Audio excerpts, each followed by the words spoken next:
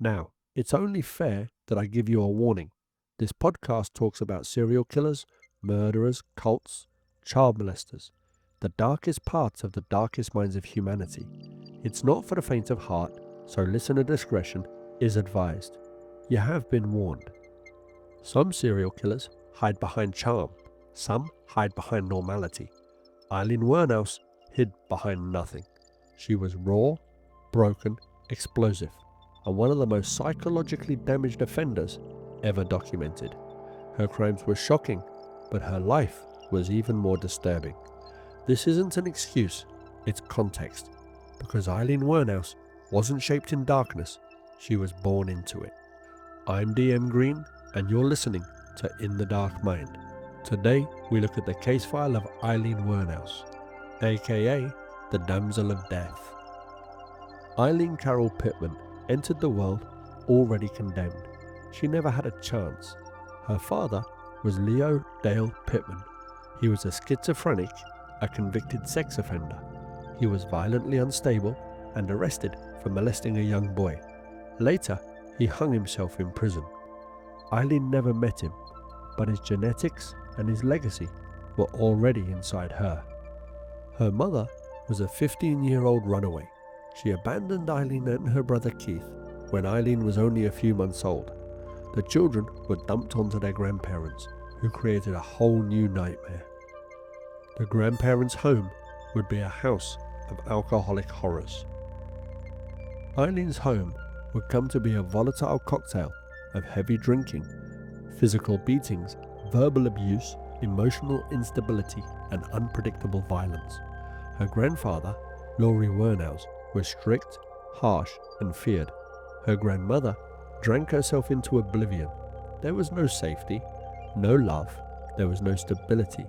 The environment was a pressure cooker, waiting to explode. The secret that broke Aileen would be the sexual abuse. Her deepest trauma came from the thing nobody protected her from: sexual abuse. It was repeated.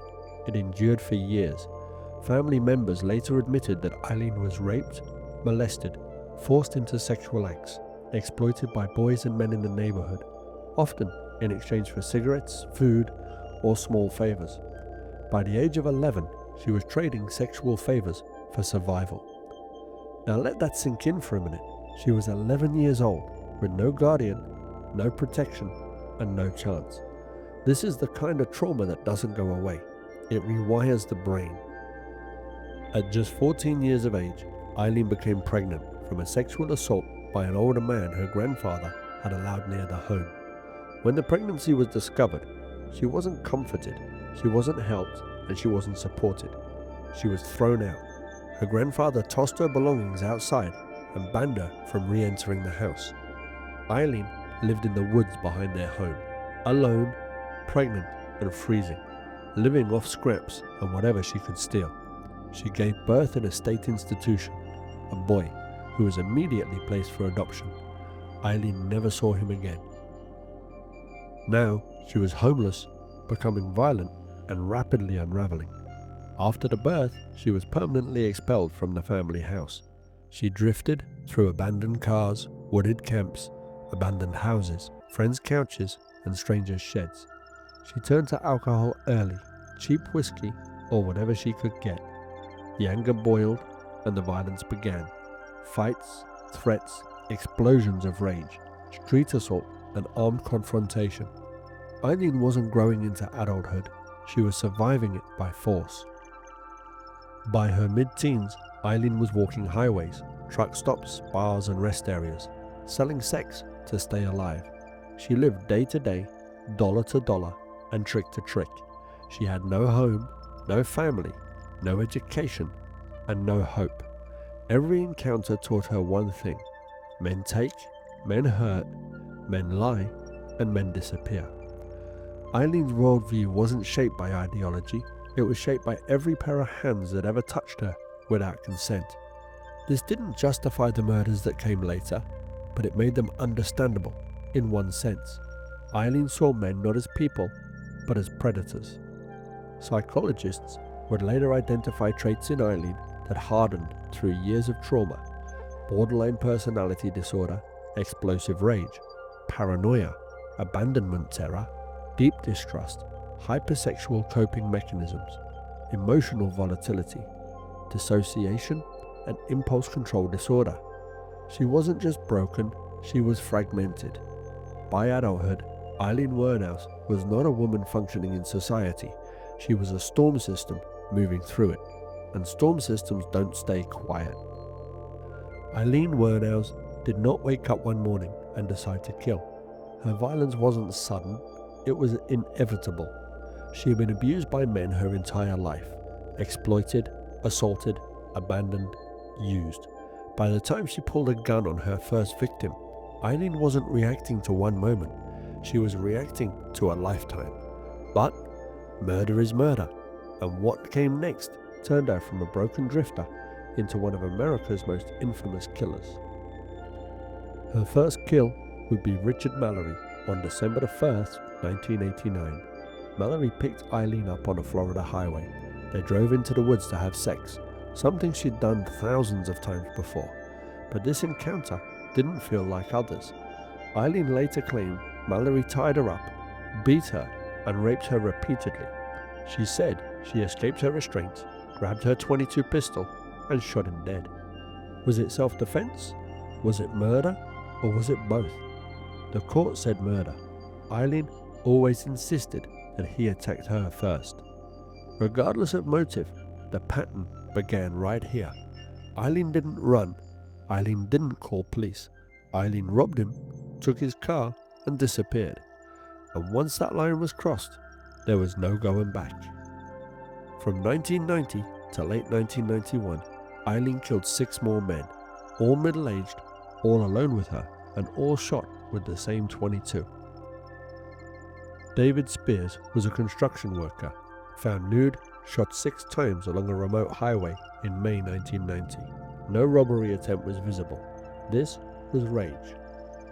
Next was Charles Cascarden in June 1990. He picked up Aileen while driving for work. She shot him 9 times, his wallet was missing, and his car was dumped. Peter Seams, June 1990, a missionary traveling across the country. His car was found wrecked after Aileen and her partner, Tyra Moore, crashed it and fled. His body was never recovered. Troy Barres, in July 1990, was a delivery truck driver, shot twice and body dumped in a wooded area. Investigators began to notice a pattern: highways, middle-aged men, nudity, and robbery. Charles Dick Humphreys was September of 1990. He was a former police officer and child abuse investigator. He was shot 6 times in his car. This murder escalated the statewide manhunt. Humphreys was the highest profile victim. Walter Antonio was a reserve police officer, found November 1990, abandoned, naked in the woods, shot multiple times, and again, robbery was suspected. Aileen's kills were chaotic, but her method became unmistakable. Hitchhiking or sex work setup, she used the highways, the rest stops, bars, truck routes. Victims approached her, not the other way around. The isolation, she directed men to remote roads or wooded areas. There were no witnesses and no interruptions. The gun was a .22 caliber pistol. It was small, concealable, familiar, and intimate. She shot victims at close range. Then the theft, the cash, the cars, wallets, personal items. This blurred the line between robbery, murder, and survival instinct. And then the dumping. Bodies left nude, humiliating, symbolic, and exposed. Aileen wanted them vulnerable in death, the same way she felt vulnerable in life. Aileen Wuornos wasn't killing out of joy. She wasn't killing for thrills. She wasn't killing for sexual satisfaction. She was killing out of paranoia, rage, trauma response, survival instinct warped beyond recognition, explosive fear, and a pure hatred of male violence. Every man she killed became a stand-in for every man who had hurt her. The victims weren't chosen, they were available. Aileen's girlfriend, Tyra Moore, was the only person she trusted. They lived together, drank together, and survived together. Tyra claimed she had no idea Aileen was murdering men. But she accepted stolen cars, accepted stolen clothes, accepted stolen wallets, and helped abandon a crashed car. She lived off Eileen's robbery money. Tyra didn't kill anyone, but she didn't stop anything either, and when the police cornered her, she flipped instantly. By late 1991, police had matching ballistic evidence, eyewitness descriptions, a composite sketch, fingerprints from the abandoned Seams car, tire tracks, and the same prostitute spotted near several scenes. And then they got the break they needed. Aileen pawned items taken from victims. Pawn shops require fingerprints. Those fingerprints matched the stolen Seams car. Aileen Wuornos was identified. A warrant was issued and the hunt began. On January the 9th, 1991, Aileen Wuornos was arrested at the Last Resort bar in Daytona Beach. She was calm, silent, and drinking beer like nothing had happened. She didn't know it yet, but the woman she loved, Tyra, was about to become the key witness who would break her completely. By early 1991, Florida investigators had built a profile, a female hitchhiker who was armed, violent, and mobile, and leaving a trail of dead men along lonely highways. But they didn't know her name yet, not until she made one fatal mistake. She pawned the items stolen from her victims, and pawn shops require fingerprints. Those prints belonged to one woman, Aileen Carol Wuornos. The hunt ended the moment it began. The place was Daytona Beach, Florida. It was January the 9th, 1991. Police surrounded the Last Resort, a biker bar where Aileen drank daily. They expected a fight, a scene, a shootout even. But instead, Aileen walked out quietly, unshaken, still drunk, and still defiant. She knew why they were there. She didn't run, and she didn't resist. She just said, "You gotta do what you gotta do." But the real breaking point wasn't the arrest, it was the betrayal that followed. For years, Aileen had lived with Tyra Moore, her partner, her companion, the one person she would die for. Tyra didn't pull a trigger. She didn't plan a murder, but she lived off Eileen's robberies. She accepted stolen cars, stolen clothes, and stolen cash, and she knew something was wrong, but she looked away. When police tracked Tyra down, they did what Aileen always feared. They offered her a deal, immunity in exchange for turning Aileen in, and Tyra took it immediately. No hesitation, no loyalty, and no pause. Aileen spent her whole life abandoned by people she loved, and this was the final blow. Police placed Tyra in a motel room, hooked up recording equipment, and instructed her to call Aileen in jail. For hours, day after day, Tyra begged Aileen to tell the truth, code for confess, so that Tyra wouldn't be charged. Aileen had survived rapes, beatings, homelessness, abuse, pregnancy, and violence for her entire life. But she couldn't survive Tyra's voice saying she would be arrested too, and Aileen finally cracked. Her exact words were, "I did it. I confessed to everything. I did it for you." That was the end. Aileen wasn't confessing to police. She was confessing to the only person she'd ever loved, and she did it to protect her. When detectives walked into the interrogation room, Aileen didn't ask for a lawyer. She didn't negotiate, and she didn't hesitate. She confessed to all 7 murders, but her story changed depending on who asked. Version 1 was the self-defense. "I killed them because they tried to rape me." Version 2 would be rage and revenge. "Men have been using me my whole life, and I snapped." Version 3 was a robbery gone bad. "I needed the money, they resist, and I shot them." And version 4 was the full explosion. "I'll do it again, I hate men." The truth? Well, it's somewhere between all 4. Some victims may have attacked her, some almost certainly did. But once that trigger was pulled the first time, the line between survival and murder blurred permanently. Prosecutors didn't want one conviction, they wanted all of them. They stacked the cases to paint Aileen as a serial predator. The same weapon, the same locations, same victim profiles, the same pattern, and the same motive. They weren't trying to prove murder, they were trying to secure death. And they would.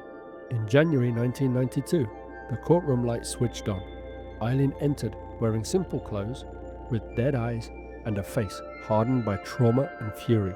She didn't play innocent, she didn't play sympathetic, she didn't cry, and she certainly didn't beg. She made eye contact with the jury, like she was daring them to look away. Her outbursts became infamous. She would throw insults at the judge, she would scream at the prosecutor, threaten reporters, and would shout at the spectators. One rage-filled quote became iconic: "I'm gonna kill again." Whether it was trauma, exhaustion, paranoia, or strategy, the damage was done. The jury, they took less than 2 hours. Aileen Wuornos was convicted of first-degree murder and sentenced to death by lethal injection. She later received 5 additional death sentences, 7 men dead, 7 murders admitted, and 7 triggers pulled. And the court wasn't confused about one thing: Aileen Wuornos had become a predator. On death row, Aileen spiraled into paranoia, religious visions, claims of government conspiracy, and hostility towards guards and inmates. Her mental health deteriorated rapidly. She became convinced that the police had framed her, the guards were torturing her, the prison was poisoning her, and sonic pressure was attacking her brain. By the end, she was barely tethered to reality. Aileen Wuornos didn't fade quietly on death row. She didn't retreat into remorse, and she didn't seek redemption. If anything, Aileen became even more intense, more paranoid, and more volatile as her execution date approached. Her final chapter wasn't a decline, it was an explosion. In her last years in Florida's Broward Correctional Institution, Aileen granted multiple interviews, but these weren't reflections, they were rants, full of rage, conspiracy, and confusion. She claimed that the prison was abusing her, the guards were starving her, that her food was contaminated, and the guards were pumping her with sonic pressure. The government wanted her silence, and the police framed her to cover up a sex trafficking ring. Her paranoia wasn't subtle, it ruled her. By now, she was living in a mental world stitched together from trauma, distrust, and decades of violence. The woman who once fought for survival was now fighting her own mind. One of her most infamous statements came in a final interview: "I'm ready to go. I'm gonna come back after the execution, reincarnate, like in Independence Day. I'll be back."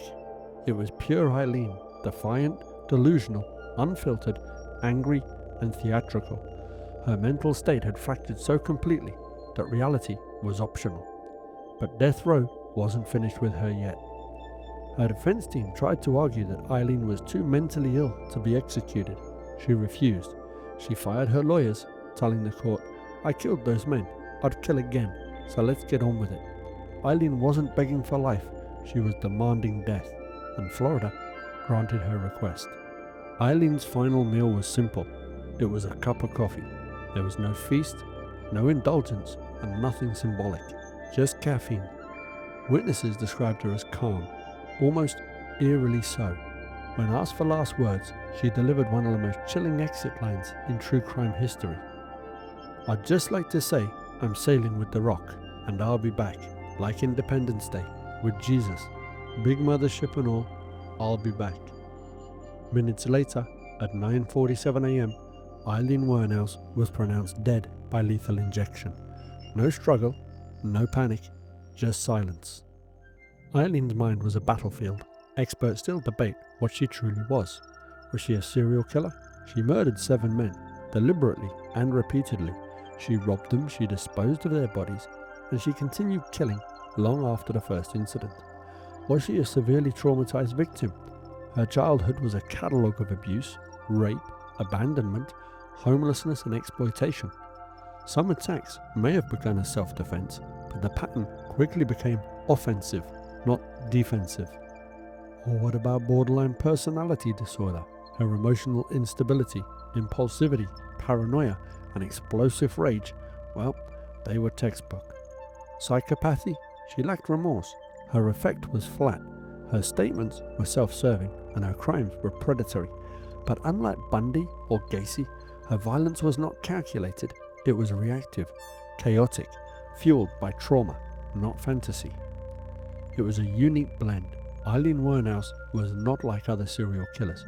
She wasn't driven by sexual gratification or meticulous planning. She was driven by fear, anger, survival instinct, and lifelong hatred of male violence. She was not pure predator. She was not pure victim. She was something in between, a weapon forged by suffering that eventually turned outward. Aileen Wuornos remains one of the most studied female killers in history. Why? Well, she shattered gender assumptions. Female serial killers are rare. Female killers of unknown men are even rarer, and Aileen broke them all completely. Her life raises impossible questions. Was she a monster society created, or a monster born? Her personality was unforgettable. She was explosive, vulnerable, terrifying, sympathetic, contradictory, and unstable. She wasn't a mask like Bundy. She was the chaos. Her case exposed systematic failures, a child abused, ignored, discarded, and never helped, a system that created her and then destroyed her. Her story would become cultural mythology. There's been movies, documentaries, books, academic studies, and endless debates. Aileen Wuornos is a lightning rod, a lens through which we examine violence, trauma, gender, justice, and the thin border between victim and predator. The final truth? Well, Aileen Wuornos lived violently. She died violently and carried violence carved into her bones from childhood. She wasn't innocent. She wasn't evil incarnate.